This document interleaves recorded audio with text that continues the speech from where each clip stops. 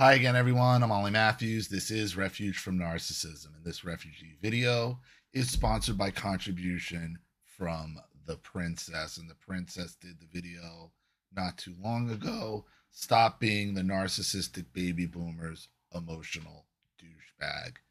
Um, so I think I got the audio issues worked out. I got everything running through my mic. So hopefully everything sounds good this time.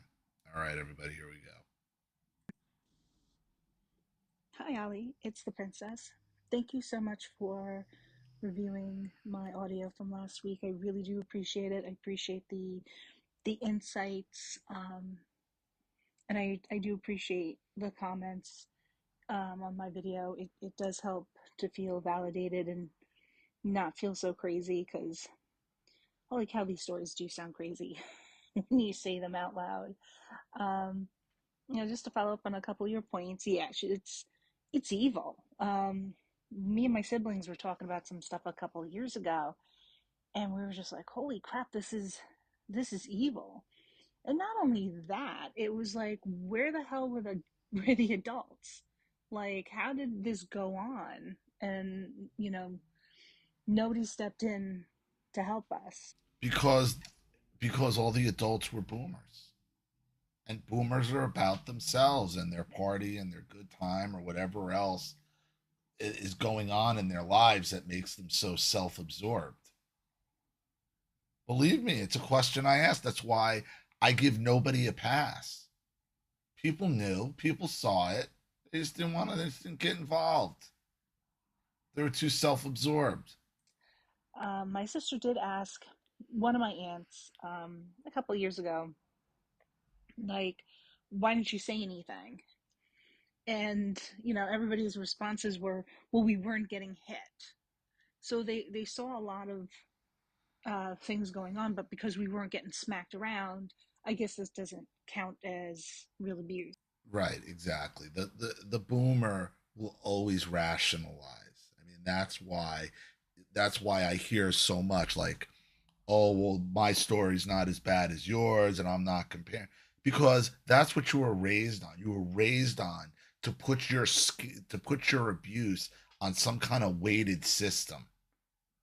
Well, it's only abuse if you're getting hit. Well, we know the other stuff is screwed up too, but we're not going to do anything about it because you weren't getting hit. It's bullshit.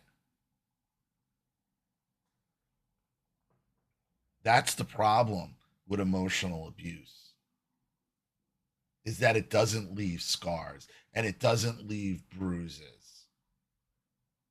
So people just can just sweep you under the rug and make you think there's something wrong with you, that you're not being abused. You are.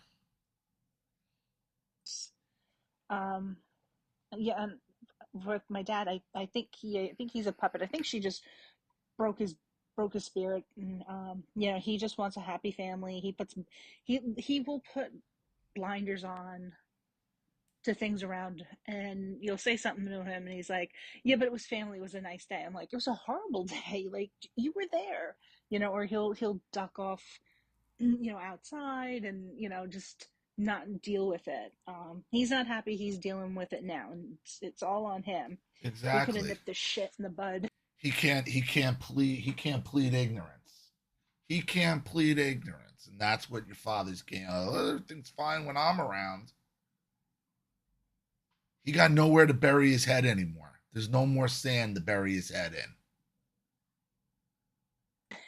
Years ago. And for going no contact, you know what, I thought about that, and I was like, I lasted this long, I'm stronger, and I'm a survivor, and she's not taking me down ever again. And I want to be there for my siblings and for my nieces and nephews, because I don't want any poison getting into their ears and twisting. I'm going to tell you the same thing I tell everybody who brings up nieces and nephews. You are not their mother or father. You can't save nieces and nephews. Okay? Your priority number one, has to be for yourself, because my fear is whenever you got siblings and there's nieces and nephews, okay, and you're investing your recovery and you're investing your emotions into these nieces and nephews that should be for yourself, it burns you every time. And that sounds harsh to say. That's not saying I'm saying you should cut out your nieces and nephews, okay? But you cannot be there to be a protector for your nieces and nephews if their parents won't be. It's That's going to blow up in your face 7 days, every day of the week, and twice on Sunday. Do not fall into the niece and nephew trap. And turning things against me. So I'm stronger. I can protect my nieces and nephews. So, but if push comes to shove, you know, You can't protect them if their parents won't. You can't. You can't. That's only going to make you, believe me. That is exactly. That is exactly the type of action that gets you put right back in the black sheep category and gets everybody to turn on you and say, "Oh, you see, you're the problem, princess."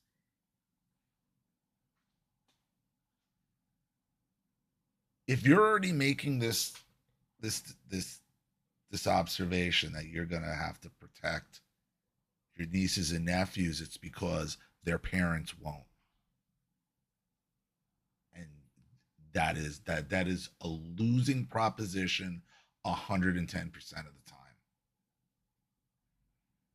time. I got to do what I got to do at the end of the day. So that's why I haven't contemplated going no contact in years. I've told people, if you're not going no contact because the nieces and nephews, it is going to burn you. It is going to burn you. I promise you. I promise you, you're not their mother. This is going to blow up in your face. Trust me. And the commenters are going to tell you in the comment section. They've been through this. They know this. I've told several women this. Several, it seems like it's a female thing. I'm going to protect the nieces and nephews. Couple guys, but they'll tell you, you will be told this is a recipe for disaster. All that tells me is if your siblings won't stand up for their children, they sure as hell aren't going to stand up for you. And they are sure as hell not ready to confront those monsters. They're not. They're just waiting for you to do something to where you could see, oh, it's all on her. It's all her. Trust me on this. This is their playbook. This is how it works. Doesn't matter how many times your siblings commiserate with you over the phone or talking about how horrible your parents are. They will switch it on you like that. They'll rewrite history in a heartbeat.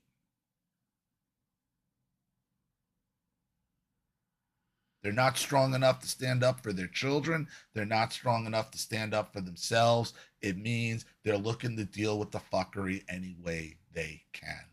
And if you think that you're going to save them by not going no contact, by being involved, no, no, no.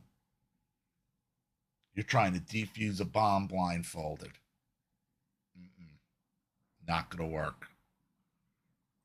Um, and then the other point was me being a black sheep, and I'm not saying you're wrong, not at all. I never actually thought of it that way. And the only reason why is because my older sister was always the black sheep. And I was always like the one who had to go everywhere with mom and be that emotional douchebag and listen to all this shit and be the servant and the Cinderella and run around and do the errands and clean and do the homework and yada yada yada yada yada. Um, but she was always like the black sheep outsider.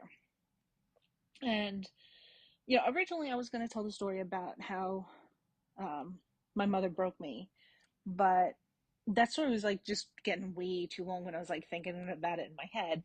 So I figured, well, let me just break things down a little bit more, tell some more stories before I get to the point where, you know, yeah, not only was I broken, my soul was crushed. Um, and I think it'll make more sense once, hear you guys hear more of my story. So what I figured I'd do today is talk about my older sister and, um, her role in this whole dysfunctional hellhole. So she's 5 years older than I am. And I think her story starts pretty much when she was very, very little. Um, when she was born, she was a very pretty baby, very pretty, blonde hair, curls, blue eyes. She was a very pretty baby, and it got, they would take her out to tons of compliments. My dad doted on her, and I think from a very early age there was a lot of jealousy going on. And I say this because, things like stories my mom would tell was like, oh, your father would come running home to go see her, and he would go running in to go pick her up, and then, and just like all this stuff. I'm like, well, yeah, he's the dad. So sounds like she's the oldest. So that's her main competition. She was the one, your older sister was the first one to pull attention off of your mother onto her. So your mother probably does have a special type of hatred for your older sister. A special type of hatred because she was the first one to steal your father's attention. That's what you do with babies. I'm like, what the hell? But she's the same woman who got jealous over her dog, so it's really not that far fetched. The dog came running to see my dad at the door, and my dad, I guess, didn't go running in to see my mom. Just like kicked the dog to the side, and so she was always a little bit jealous over the dog. so, So basically, she probably treated your older sister and the dog pretty much the same. um, so it's not that far fetched to be jealous of a baby. Um, so years go by, and I don't know much about the abuse at that point. From what I understand, is it's like the name calling started pretty early. I was born, and I think right around. And you got to understand, you're because I understand this when because I remember before my brother was born. I mean, you're taking that's the oldest child that the mother resents. Okay, is taking the full brunt of her insanity. And man, do I understand that. The full brunt of regretful boomer mother insanity, taking it out on the firstborn. the time I was being born, she was acting out a little bit. A lot of kids do that, new baby coming in, or maybe she didn't really understand what was going on. She doesn't remember any of this. Um, but she had, I guess, taken a piece of candy from the store. And the way my mom was telling it was like, oh, they called her, and then she had to go down there, and she was all embarrassed. And I was just like, you let like a 4 or 5 year old wander down to the store? Like, what are you doing? Like, Exactly. who does that? That was my thought. I'm like, you're only 5 years apart, and it says you're being born, so she's what, 5 years old, wandering down. Well, I mean, honestly, my mother did used to let me. I remember walking home from kindergarten, you know, at at 4 or 5 years old. Like I knew the route. You were walking with other kids, but everybody was walking home at then. I don't think I never know. That was too young to go to the store on my own. I didn't start going. Where would I go? I probably went to to Fisher's. Yeah, I was probably like 7, 8 by the time you could ride a bicycle. Then we were riding down the boulevard and all. Yeah, but 5, that's young. Even back then, it that doesn't seem right. No, that Even though the convenience store was like right down the block, it wasn't that close to let a young kid wander down that way. And yeah, so that sort of, I guess, started something else. So when I was born, my mom was in the hospital. My grandmother on my mother's side came up to visit and watch my sister while my mom is in the hospital, my dad's working, going to the hospital back and forth. And a story that I've heard over the years is that, I guess, my grandma was walking my sister somewhere, and somebody recognized my sister and said, "Oh, is this your grandma?" And she goes, "Yeah, she's here to take care of me because my mom's dead." I don't know if that story is true or not, but apparently my grandmother told my mother, and that just has been something that's been in, she's held over her for many, many years. At the time she was like 4 or 5. And Well, that's what the boomer does. I mean, they bring up stuff from your childhood, and that's because they hold. And I've said this a million times. The boomer holds you at an adult standard from childhood, and then at the same time never allows you to grow up. the other thing is, I don't know if my grandma just started shit. Um, because if I don't know if my grandmother treated my mother the same way my mother treats my older sister. So I don't know if Probably. it's like a general. Yeah, it sounds like it's always handed down, especially between the women. Like once you got the narcissism seed there, it's a baton. It's a baton toss handoff from generation to generation until somebody actually breaks it. And the only way you break it is by going no contact, is by cutting these people out. So you really want to help your nieces and nephews. It's not by staying, it's by leaving.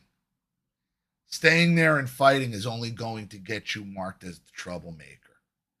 Leaving is leading, is showing by action. No, all of this is unacceptable. All of this chaos is unacceptable.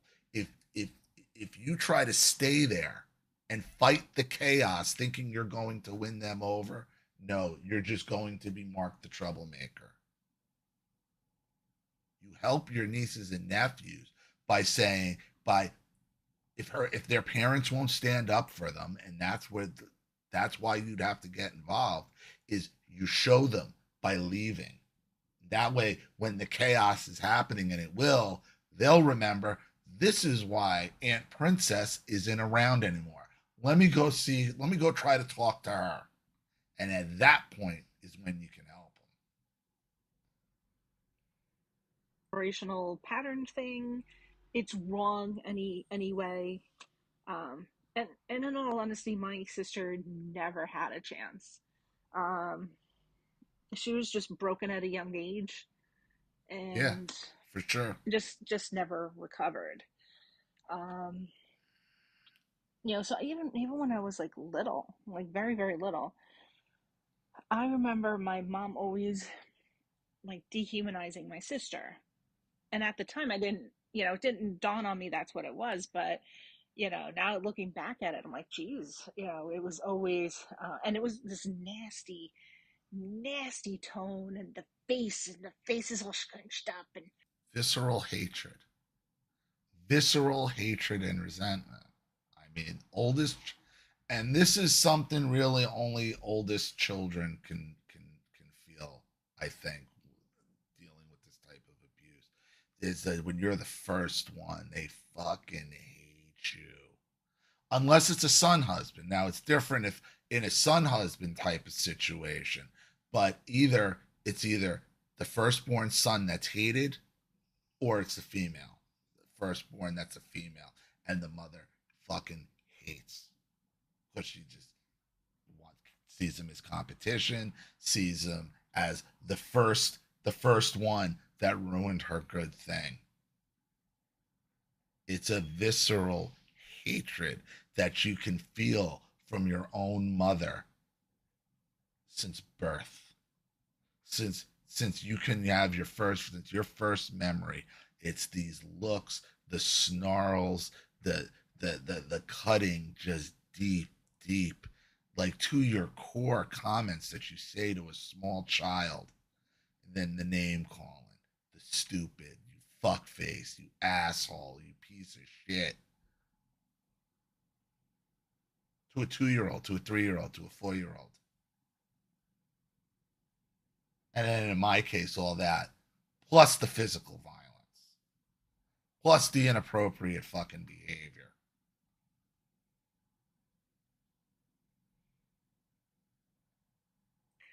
I told it to go and put that away. That piece of garbage left that out. Didn't I tell it to go and pick that? And it was just piece of shit. It garbage. Get it out of my sight. Just horrible. And I remember as a very very young, I was like always hiding. And I didn't remember this, so like somebody else reminded me of it, that I was always like, I always seemed to be hiding, and like under the bed, in the closet, not for fun, like, oh, um, like hide and seek. It was just I was hiding, and then at some point I wasn't allowed to hide anymore. So I'd always cut, like I would just start covering my face when I was little, and I don't know if that's part of watching what was going on and maybe hiding my face because like I can't see you, you can't see me. Kind of like your dad's tactic, leaving the room, going outside, that willful ignorance, burying your head in the sand. Kind of like what your father, what your father was doing with the entire situation. Um, and I think there's a connection there. Um, but my son, even when we were little, we just she was getting screamed at, called all different names. She was the go do this, go do that, go. Did anybody defend her? Did anybody try to stop it? And I understand you're a child at the time, okay? But I mean, that's a lot to take in for the oldest one who's taken the brunt of all of that. And nobody tries to stop it. And in a lot of cases, the younger siblings help out, are a part of it, or a full on partner with it. Go do this, go do that. And my mom, the way she would talk to her, like I said, like I was little, that I remember, and her the way she would talk to her, and like you can just feel the like the, it like oozed off of her, like the contempt and anger and hatred, and it a good word I guess I could use is menacing. It was like she was menacing, and like that's horrifying for a little kid to watch, and have somebody like treat you like that. And sad to say, I seen her do that to my sister's son, and after that I was like, you're not seeing this kid, so so we keep her far away from him as possible, and she has to be supervised. Shouldn't be anywhere near him. Why is your sister allowing your nieces and nephews anywhere near him? That's what I don't understand. And this is what I'm talking about, that you can't be their mother. You can't. If she even bothers to see him, which she hasn't really. um so growing up like that, and then being dehumanized like that, I can see the pattern and why she did some of the things she did. So what she started doing was stealing money from my mom's wallet or from the house, and she would go down to the store. She's still very young at this point, so maybe 7 or 8, and she would Still a buy child. candy and stuff for kids or treats, so they would like her. And so she just kept, or she would steal stuff from the house. Like she took some of my dad's childhood things and gave them away to kids, and never could get them back. something like my grandpa had given my dad and a few other things, and was just, giving them away so people would like her. And Right, because she had no love at home. She had no self esteem and no value in herself, so she felt she had to buy friends. And she was so desperate at 7 years old, she was willing to steal to do it. then the second part would be, and we all did this. When you grow up in a household where everybody's walking on eggshells, everybody starts lying. You just, because you don't want to hear the noise. You just don't want to hear it. And Well, it becomes in my house, it didn't matter if you were lying or you weren't.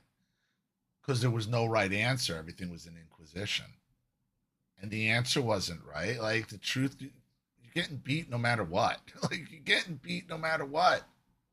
And half the time you're being accused of being a liar and you don't even understand what you're being asked. You have to guess what you did. Those were always my favorite. Those were always my favorite. Having to guess what you did, and every time you said something wrong, you got slapped in the face. Oh, fucking bitch. Fucking dig her right up. I'm gonna dig you up, bitch.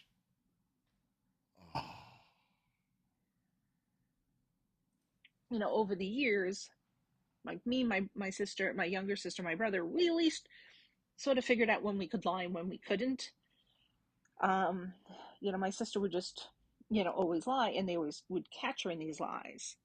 So that just made things worse, and the name calling worse, and the anger worse, and it's just like everything she did was wrong. And even if she tried to do something right, I think it was just twisted around to be something wrong. always. So here she is, and it started the whole thing with like giving people stuff, I guess, to like her or her friends. It's a pattern that even to this day, she's like 55, 50, 56 something. It's still a pattern to this day that she'll do things Yeah, that, that's and I'm how like, she was. It was burned into her since birth. And she, to this day, she probably, because she still feels nobody has ever stood up for her, nobody's defended her, and she's completely damaged. Your mother destroyed her at the earliest age possible, and it's never really stopped. what are you doing? It's, they're obviously using you. And I would tell her that, like, I figured out, when I was young enough, that, and not saying I've never gotten used. Trust me, I have, but I usually caught on pretty quick. You know, I wouldn't go giving them money, and just usually that's when they're using you, because they start asking you for a bunch of stuff, and it's like, yeah, I'm not giving you that, and then they're gone. It's like, okay, they were trying to use me. Um, but my sister would just, keep getting used by people, and then, then she would get bullied, and then of course at home she's getting yelled and screamed at, and so she, so okay, so she's young, she's going to school, she started school off, I think she started doing well, and over the years, she didn't do so well. I don't think she cared enough. Um, yeah, but it's also hard to try to get all the schoolwork done when you're getting screamed at, and you got to do this and you got to go do that, and you're running around like a servant. But the one thing where we lived, where we were when we were growing up, when we were young, is it was a small town. It was small enough where there was like a convenience store at the end of the block. At the other end of the block was huge park. It had like tennis courts and playgrounds, and softball fields and a rec center, and um, a little splash pad, and also, and it was right by the water, so you can just sit there and hang out by the benches and look at the water and the boats, and yeah, so it was, we always had like places like when she was mad enough, like get out of the house, and we'd be at the park like 10, 12 hours, or we just wander around the streets because things were close enough. Like we could walk over to the library. Granted, some of these places we had to run across a busy 6-lane road, but none of us got hit. We were had a little couple of close calls, but yeah, I think like my sister might have been 9, I was like 5, and then my younger sister's 3, and we're just whatever. I'm looking back, I'm like, well, the hell, it's a 9 and a 5-year old take a 3-year old around the town, but whatever. Hmm. I guess things were different back then. So it was a lot easier to get out of the house, and we also had a small house too. So at some point, my when my brother was born, he had to get his own room. So my older sister had her own room, and they gave that room to my brother, and then they finished up the basement. So the basement was nice. It wasn't like, oh, here you go, here's bed in the basement. They did that later, but the basement was really nice. And so, and it was nice for her too, because I think she got a little bit of a buffer from getting yelled at, because she wasn't as in the line of fire as much. But the one thing she had started doing was, not only was she still stealing and lying, but she started sneaking snacks and food into the room. So she would like go down to the convenience store, and she would buy, all sorts of treats, ding dongs, ho hos, whatever, yodels, and then she would like sort of hide them on um, like the basement had like little windows, and so when she got in the house, she would go in the basement, open the windows, bring in all her treats, and so of course she started, gaining weight. So I'm sure she was eating her feelings. Yep, because she's unhappy. That's all. I mean, she's just unhappy. And the other the other thing, when this has been for years, the stealing and the lying starting was getting worse and worse and worse. And that would just set my mother off, and she'd be screaming about how much she hates thieves and liars and thieves and liars. And she would tell anybody who would sit there, on the phone, oh, she's a thief, she's a liar, and just on and on and on about that. But instead of, and you look back, there's plenty of times this stuff could have been nipped in the bud, and just wasn't. My dad was working 6, 7 days a week at that time, and he was out of the house like 4:30 in the morning, not getting home until like 8 o'clock at night. So he didn't have time to deal with this, and he only listened to her side of the story. And I guess we sounded like nut jobs, and he didn't listen to us. So she was, I think she's just started high school, or she was about to start high school, and um, my dad had bought into the business he worked at like the year before, and then all of a sudden he started bringing home some good money. So they decided to build a house. The house was built pretty quick in a nicer neighborhood. So up we go, and we move like pretty far from where we grew up. Still in the same state, and it was a hard transition for all of us, because there was like nothing. It was like nothing there. It was, not saying it was rural, but it wasn't like a close knit like town we were in. It's like a big spread out town, and the actual town is like 7 miles away. But we were in the whole, like, the district, I guess. And like the closest thing to walk to was like 2, 3 miles away. Like the deli was 2, 3 miles away. Um, there was let's see, there weren't that many kids on the block. There were some kids up the block, but they actually went to a different school district than us. So we like never really interacted with those kids. Like, we just didn't meet them. And the other problem is, once we moved into the new house, it was bigger.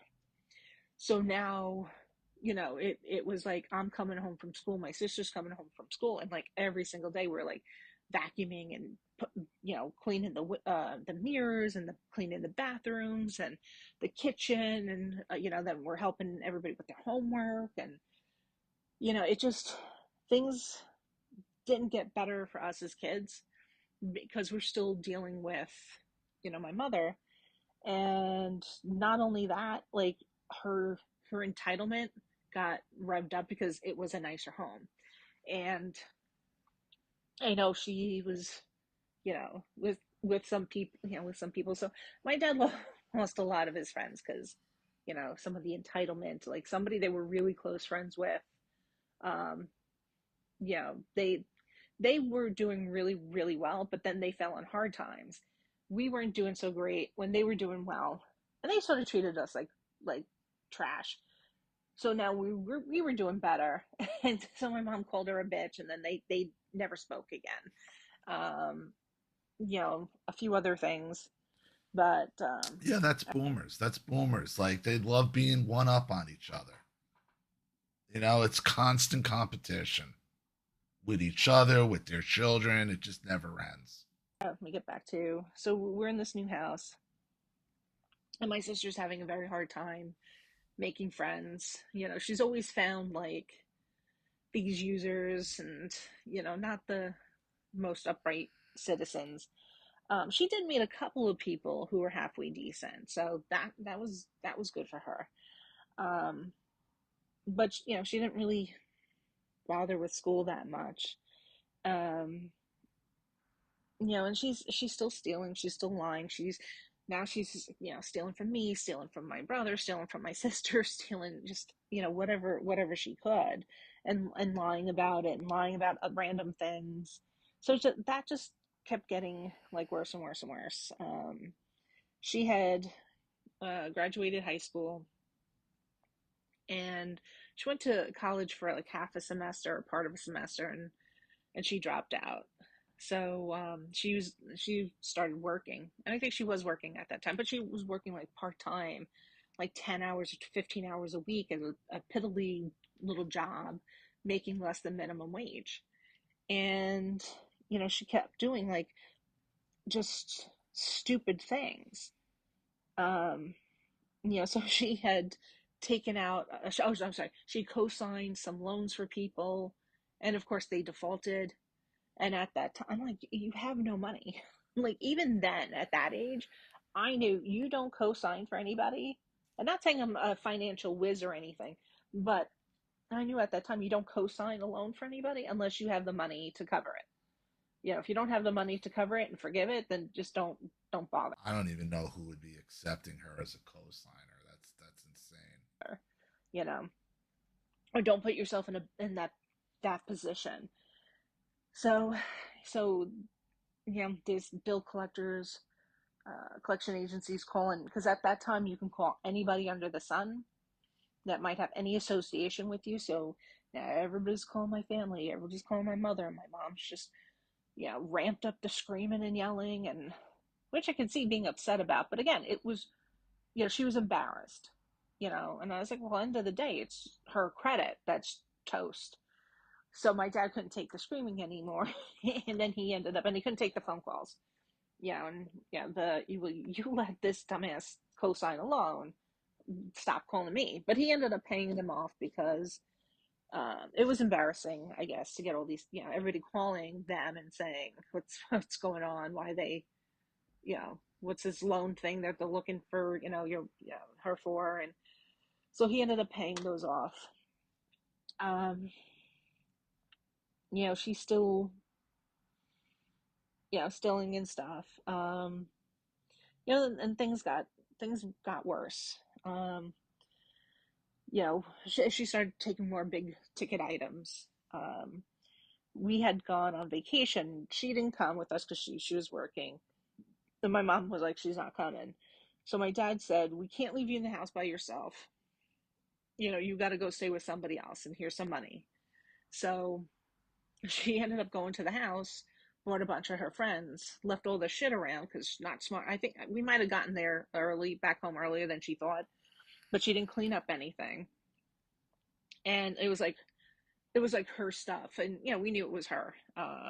and they stole, her and her friends stole stuff from me and everybody in the family. They took stuff out of my dad's closet.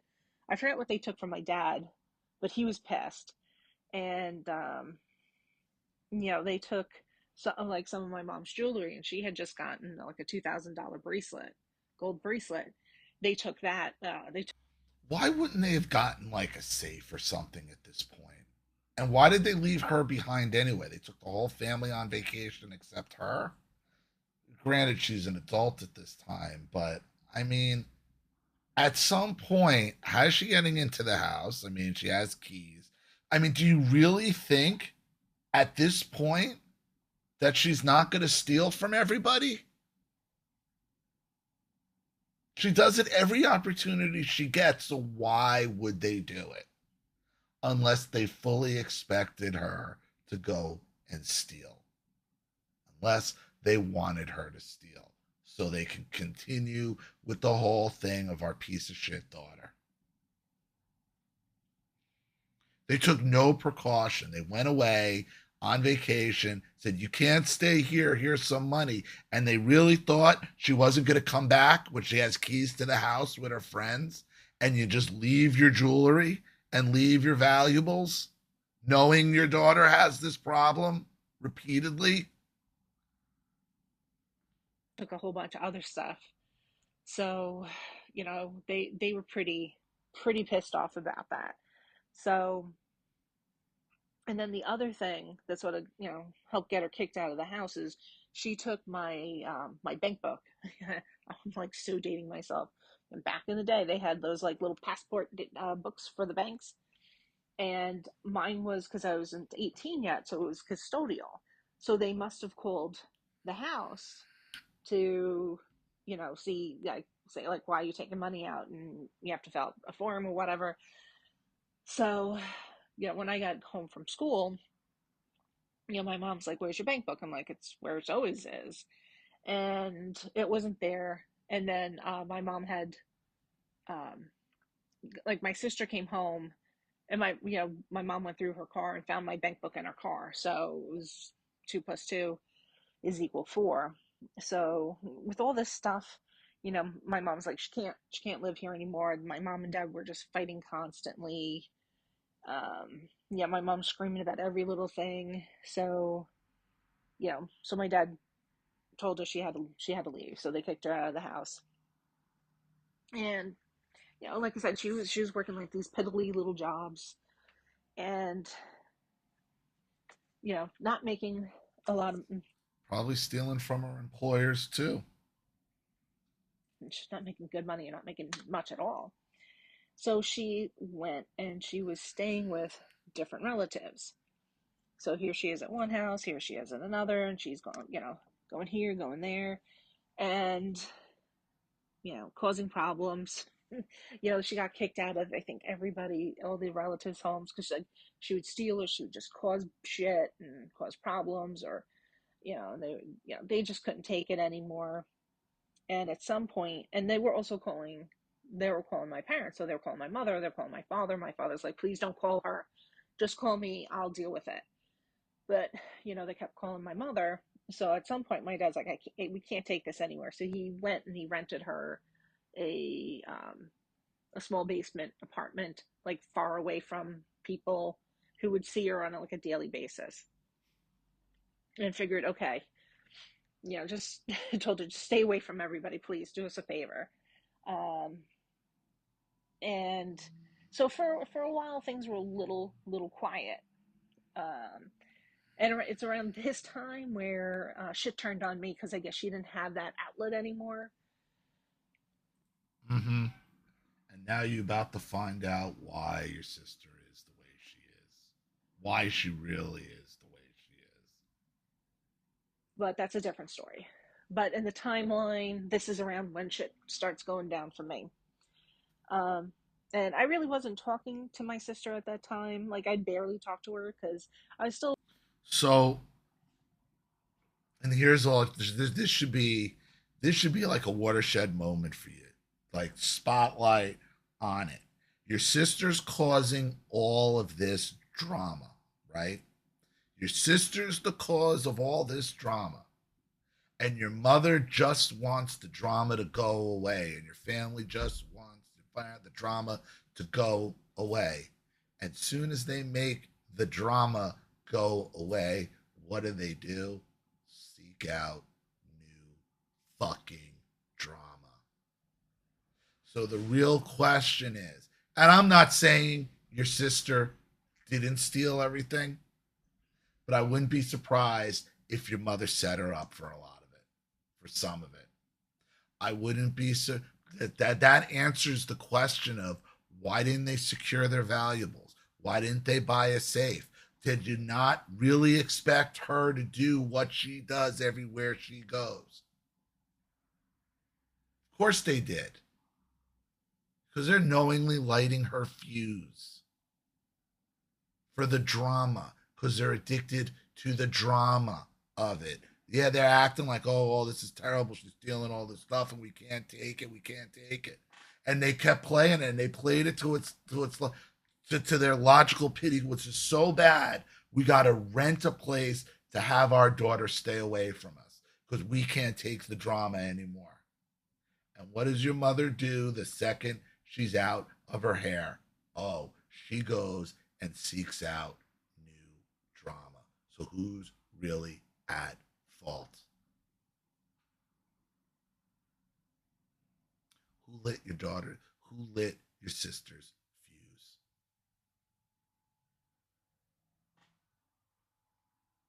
They're an arsonist that goes, burns down their own house and sits there and cries about it. Oh, I can't believe this happened. My house burned down. You lit it up.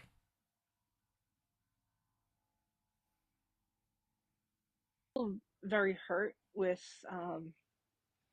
knowing she was trying to steal my bank book, and she took money I was saving up for out of my room. Like, she must have like dug And through did my what? Well, room. like all these what happens to all these possessions once she steals them? The jewelry, the money. What is it spent on? Where is it going? She don't get any of it back.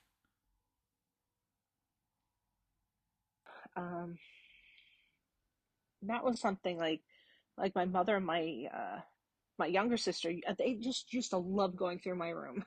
I don't. And here's my question. What I'm not hearing is any arrests for shoplifting, stealing from employers, any because I would figure if your sister steals the way she steals, she must be getting picked up for shoplifting and stealing from employers left and right. She must be, but maybe it's going to be later on.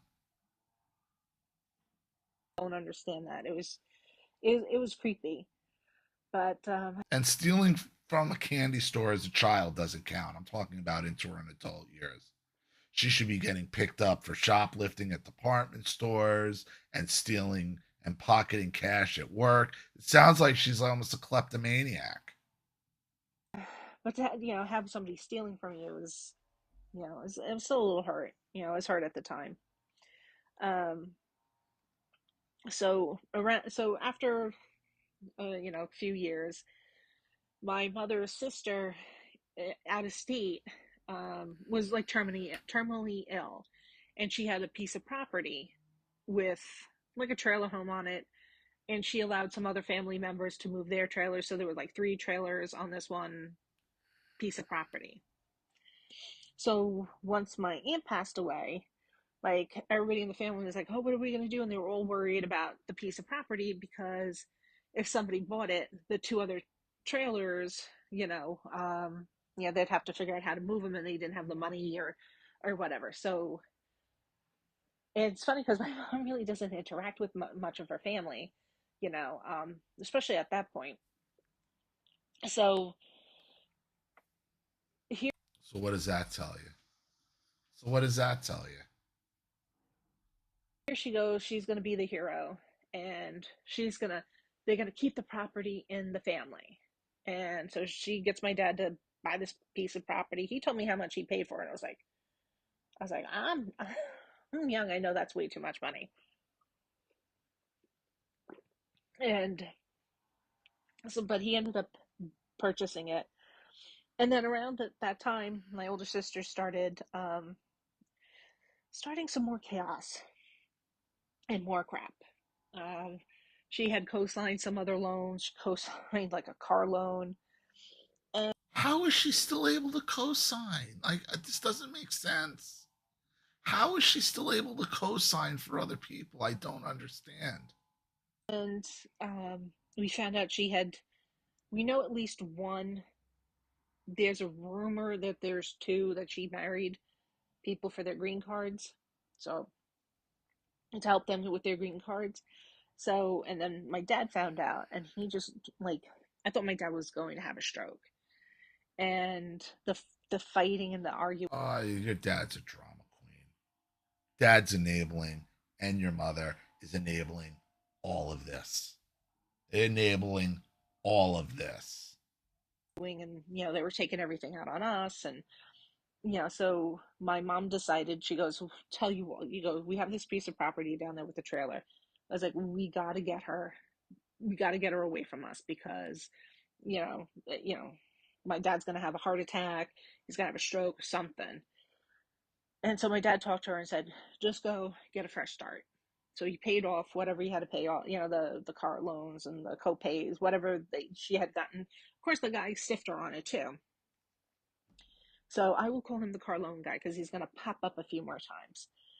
And so they move her into out of state to this trailer. And of course, there's family all around, and they're all a bunch of freaking flying monkeys. So they're calling constantly. Oh, she hasn't moved. She hasn't left the house. She has all the blinds closed. Oh, we saw her out today. Where was she going? And da da da da. She hasn't moved the car. She did this, and there was something out on the porch. And and they're calling my mother and father, and they're mostly calling my mother. And we're like, oh my god. So here's my mom sitting here screaming, she doesn't open the curtains. What is she doing? And she's sneaking around. I was like, well, apparently people are watching her. So yeah, you close the curtains or the blinds or whatever. So it was getting really crazy. So she's now staying away from everybody and not stealing from anybody. Now she won't go out. And that's a problem. And she's got people reporting on her. Then they started calling, going like, there's some guy living there. So I told my mom, told my dad. So at some point, he's getting a few of these calls. He's like, nobody's living there. Because he had called my sister, and of course she lied. And at some point he goes, no, somebody's living there. We know this. And she goes, oh no, it's a friend of mine just staying here. She moved a car loan guy out of state to live with them, because he was having quote unquote legal issues. We'll go into that later, because that's going to be important too. So my dad said, you better get him out. He goes, if I hear he's down there, I'm flying down there, and there's going to be hell to pay, and you're going to be out on the street. He goes, I had just paid this asshole's loan off, and you're moving him into my house, because the house is in at the time, I think it was both my father and mother's name, or just my father's name. And so after a lot of crying or whatever, she gets rid of him. He's a total user. Um, so you still had the flying monkeys flying around and this and that.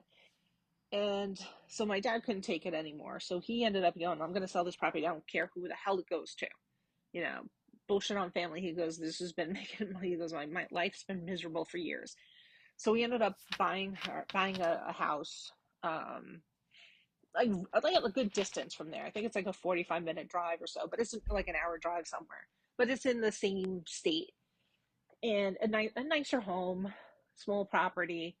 And he put it in my brother's name, because he was concerned that if he put it in her name, she would turn around and sell it or mortgage it or do something stupid. So, and he didn't want to keep it in his name, because he was worried if something happened to him, the first thing my mother would do was sell the property, and then she would be out on the street. So, again, we don't fix problems. We just bandage them up, and just pretend they're not a problem, and just throw money at it, and off we go. So she's living there, and I think it was like 6 months later, an aunt, my uncle and his wife moved 2 goddamn houses down from them. And then the flying monkeys started again. It was like, oh, she hasn't moved the car. Oh, her blinds are closed. Oh, she's in there watching TV. And the houses aren't that close. That close. I'm like, how the hell can they see anything? Like, so I don't know if they were sitting there with binoculars because the houses are not on top of each other. And I'm like, I can't even see from over there. So my dad at some point couldn't take the screaming and yelling about blinds and, cars in the Why is it any of their business? Why isn't your father saying, like, why are you spying? I just leave her alone. Just let her be. driveway. And he went down there and he paid somebody to put trees up to block the view. And then they were screaming about the trees. Like, oh my God, I just can't handle this. Just everything's just freaking chaos and screaming. So, Well, it sounds like you know where your mother's issues are coming from because it's all your mother's side of the family. and she actually met somebody at some point, and he was like a halfway decent guy. So he was in the army. He had apparently a few failed marriages, but he actually worked a full time job. He contributed to the household. He paid for stuff. So I think like a couple years later, you know, she had and she with you know all this abuse and like all eating her feelings, she did balloon up to like 600 something pounds. There you go. So so she didn't realize she was pregnant. So one day she wasn't feeling well. Uh, so she's 600 pounds, and like, Jesus, this woman is just miserable. Now she got people like watching her like an animal, and now she's pregnant and doesn't realize it. This is a She went to the bathroom and out pops the baby. She swears she had no clue. And with a baby, it was a very weird time because my mom loves babies, but it's my sister's baby. So and it's the first boy family, the first grandson. Um, yeah, so that was just sort of weird. So there was an uneasy truce going on. So people started behaving themselves a lot better. And my mom actually went down to watch my nephew because my sister had to have some surgeries done. And I'll go into my nephew's story later because that'll make things here way too long. Um, but basically, some stuff happened. There was some fighting. They got another truce, and the my sister had to go for another surgery, and they were watching my nephew and my mom. Sorry, my sister thought of giving them something, for as like a little thank you. So went and got some gift cards for restaurants in the area that she knows my mother and my aunt like to go to. And that broke the truce because how dare she? I have my own money. I don't need her money. there's the And just I'm like, competition oh my again, God, it was a and there's the competition that your sister has been doing. This is why she's 600 pounds. This is why she does what she's doing because your mother destroyed her, and your father enables it, and your father knows it. And it's almost like your father probably does. He owes her. Your father does. They owe her because they stole her whole life since she was a child. Because that's who your mother is. That's who your mother is. Constant competition with her own daughter. And she can't even deal with the ramifications of what she's done to her. thank you. I don't need her. I'm like, oh my God. So after that, truce was gone, shit hitting the fans, back to the way it was before. Um, but like a few years ago, my nephew's father, and he was living in the house too. Uh, he ended up starting getting he had some health issues. And it turns out he finally got diagnosed with MS. And because like they waited so long to die, because he had some weird things going on for years, but nobody actually was able to diagnose him. But by the time they did, it was like he was like pretty far into it. Like he was like it was like really affecting him the way he walked and talked, and he's just declined a lot. Now my sister, I don't know, she like it just sort of reminded me of like how my mom and my grandmother acted towards, like my dad and grandpa or whatever. But she was just so angry at him. And I'm like, why are you so angry? He's the one with MS. He's like, well, he should have been doing this and he should have been doing that. And da, da, da, da, da. I was like, well, you should be helping him. He's useless. He's useless. Blah blah blah. So she just got really nasty to him, and he just kept falling. They had to call, and I can understand being frustrated, but they had to keep calling like the fire department to come and help pick him up because he was a big guy. He's like 6'2", even though he was slender. He was still 6'2", 6'5". I don't know. He was very tall. Um, so they would have to call like the fire department to come down and help pick him up. And there was times like he would fall and he'd be out like outside and be outside for hours, or he'd fall in the house and be in because my sister had to like take my nephew to school or there was some event, and he'd be just laying in the house for hours, and then they had to try to get him up, and it was just like it was really getting difficult to take care of him. So he had decided, maybe go to assisted living, which I think that was the best thing for him because, having being in a house with somebody treating you like dog shit, you know, um, I guess, if you go into an assisted living, you at least have people to talk to and people take care of him. So he apparently went, he loved it. All the little old ladies doted on him. And, but then he started getting worse and he had some strokes. And his sisters stepped in, who never liked my sister to begin with, um, stepped in and took over power of attorney. Like my sister never had power of attorney when he went to assisted living. I had asked her about it, and she goes, "No, I don't need it." I'm like, because they had gotten married. Um, I don't know how legal it is with the other marriages, but who knows? So technically, I guess It doesn't sound like they were legally married because she was her wife. She'd have to say so. she was married, and she goes, "Well, I don't need it." I'm like, "Well, yeah, I think you do."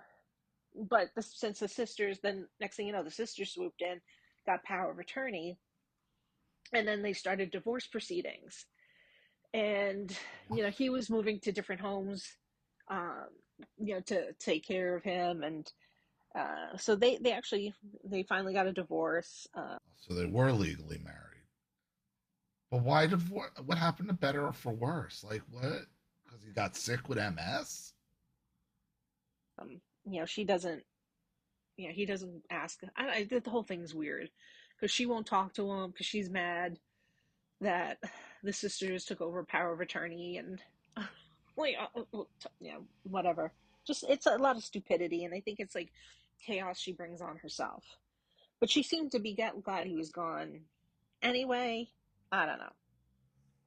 So a couple of years later, she calls me up. She was coming up to visit, and she's like, "Oh, she was talking to an old boyfriend, online, and they're going to, they were talking about rekindling and rekindling an old flame." And I was like, "Oh, that's good for you, whatever."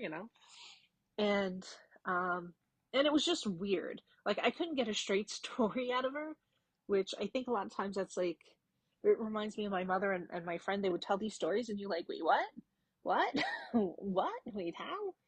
And just it's just so I was getting like those kind of stories from her where I'm like, "Wait, what?" And so she comes up and she's spending a lot of time with like I was like, "Wow, you guys rekindled like really freaking fast." And like 2 days in, she said something about him moving with her. He was coming back with her to visit, and it wasn't. She lied. It wasn't to visit. She was going to move him down to the house. And I didn't know it at that time, but like weird things kept popping up that were like huge red flags for me. That oh yeah, oh like she got a text message. Oh, he's wondering why I haven't left yet. I'm like, wait, what do you mean? Like, how does he know you haven't left yet? He had to put a tracker on her phone so he can see where she is at all times. I'm like, oh my god, huge red flag. What are you doing? Oh, he's just doing that so he knows to be ready. Da da da da da. And she was talking like, oh, she had to go pick him up, and I was like, well, why doesn't he meet you? And she goes, oh, his car's in the shop. Found out he doesn't have a car. Yeah, you know, she was talking about where something in his apartment. He's not living in an apartment. He's like in a room somewhere. She's 600 pounds with a child, with her history. What kind of guy do you think she's getting here? What kind of guy you think she's getting? Not a good one. And look, these women, like, I mean, she hates herself. She has no self esteem, none whatsoever. Okay. So she's going to put up with whatever she has to from whoever she has to, so long as they don't have MS and give their sister power of attorney. With his uncle, and I don't know. I can't figure out what the hell she's trying, because she was lying saying it was an apartment, but apparently it's like some sort of boarding house that him and some of his family members live in. So there's like a bunch of them in one room. From what I'm piecing together from how she's like what she's saying and what she's not saying. And I was like, okay, that's weird. I was like, he's like almost 50 years old. I mean, I can see, like, I'm not knocking these boarding houses, but why doesn't he have his own room? Why is he sharing a room with a bunch of people? Because he's fucked up. Because he's got problems. And the reality is, what kind of person, what kind of man is your sister going to bring in? How is your sister going to get a man who doesn't have problems, being where she is right now?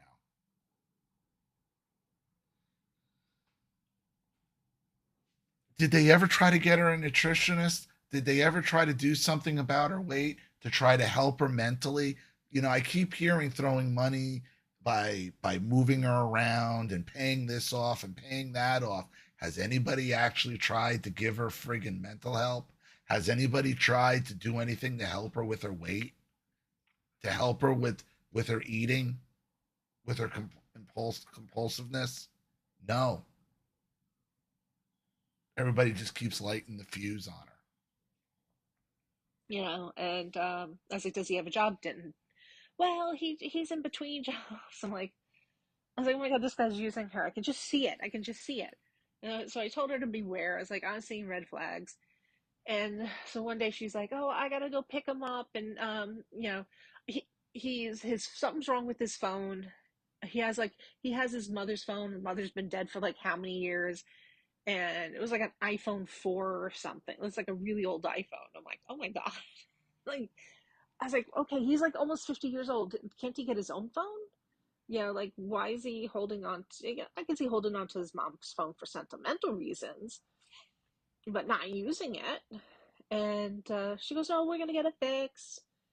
And then she goes, "Oh, I gotta take him to the court. He's got some like."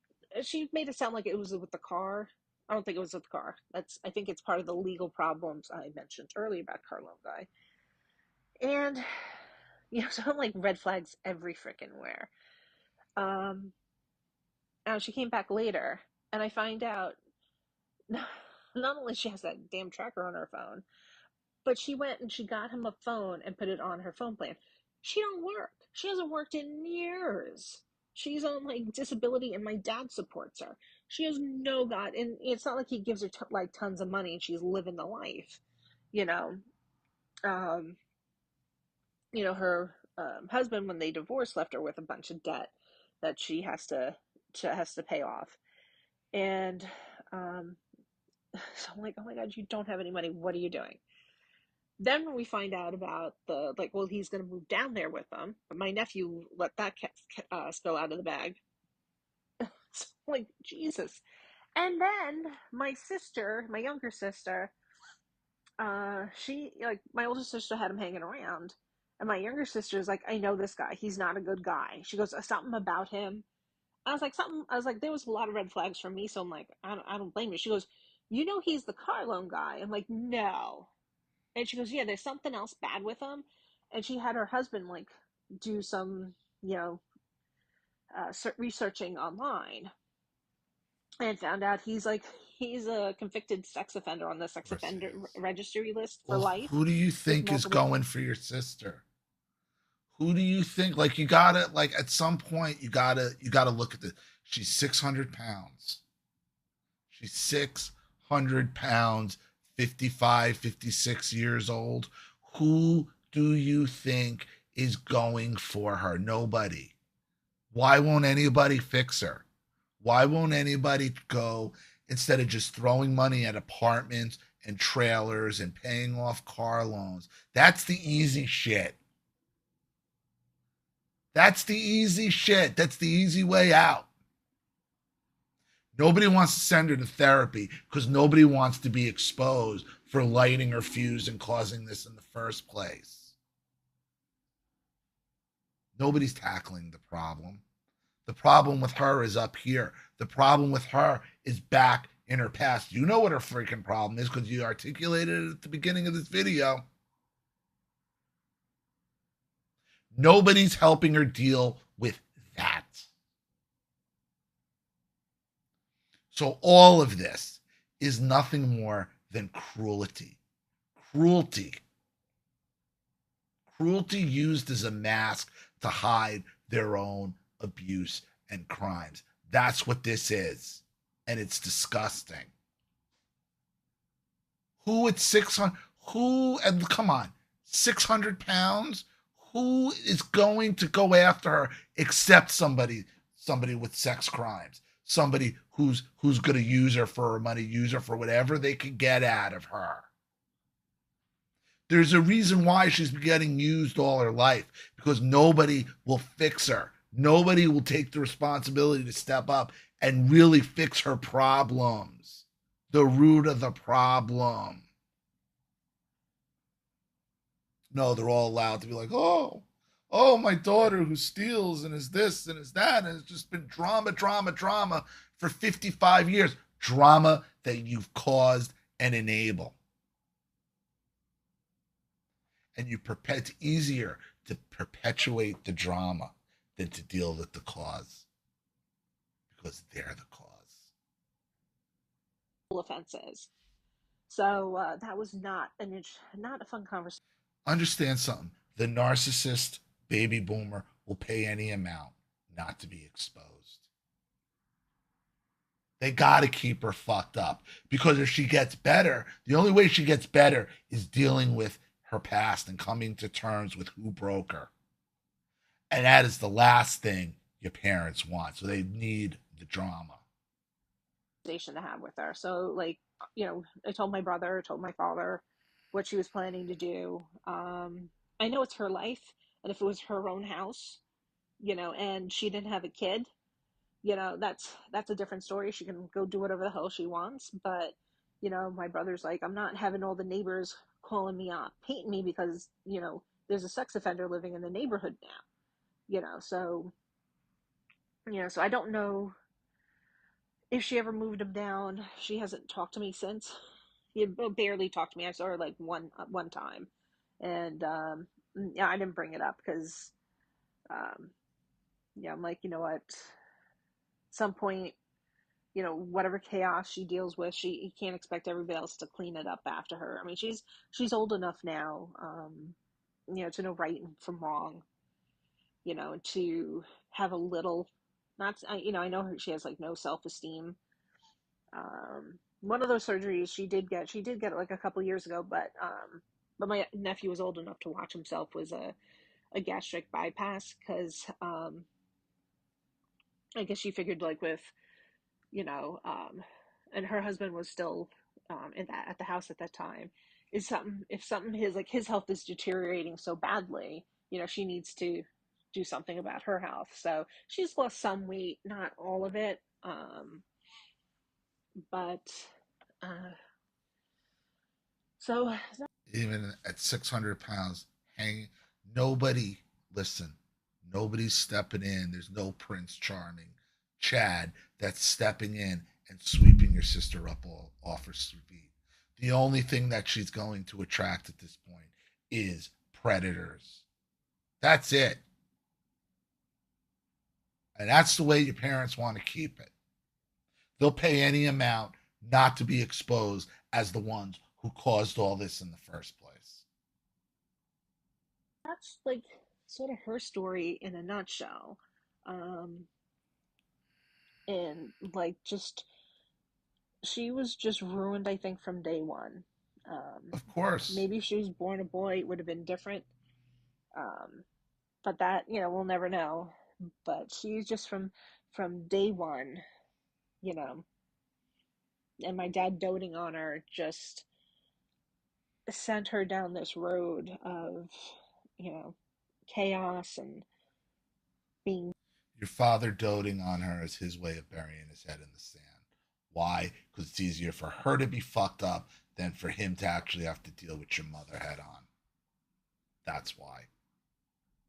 used by people, and God knows what else she's done. I'm sure she's um, done other things to make herself feel better in the short term. Probably a lot of people disrespecting her. Um, you know, I guess I'm trying to say in a nice way she was probably sleeping around with anybody who wanted her.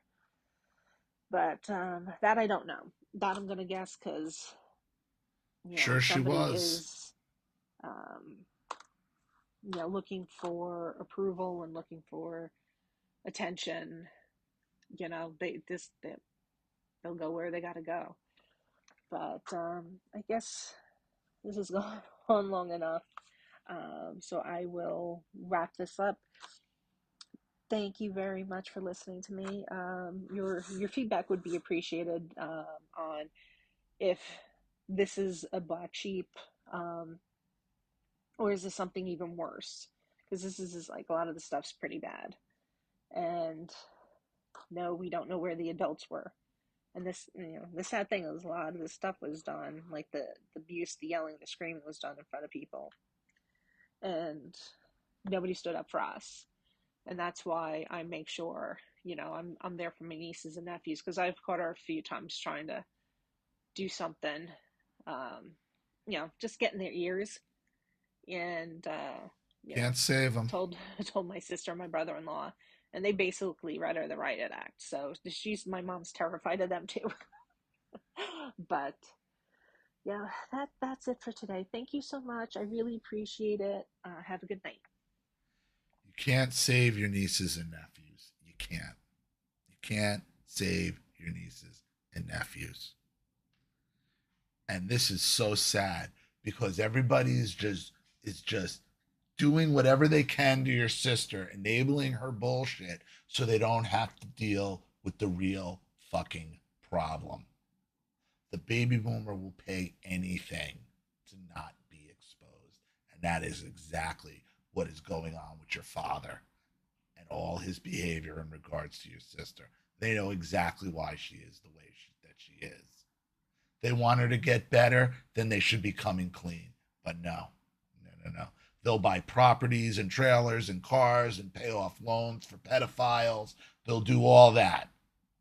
Except the one thing that might actually help her coming clean and helping her deal with the abuse that she had at the hands of her mother. The baby boomer will do anything except what actually needs to be done. Bottom line. So I hope that helps. Thank you so much for your contribution and story. I really appreciate it. Thank you to everybody watching. Please leave any opinions or advice in the comment section below. And again, if you want your story read on the channel, you have a topic you'd like me to cover, something you'd like me to expose, you'd like to set up a Skype, phone call, have a private video made, you'd like to sponsor a video like this for someone who needs help and can't afford it, or just make a contribution to the channel in general to keep it supported, growing, and successful, because this channel survives 100% on contributions from all of you. Without you guys, all this goes away. So if you like what you see here and you want to see more videos like this, you know what to do with either the Zelle or PayPal, and email links in the description box below. Also, please like and share this video wherever you can. Subscribe to my channel if you haven't, and be sure to click the subscription bell to be notified of all my video uploads. I'm Ollie Matthews. This has been Refuge from Narcissism. Take care, everybody.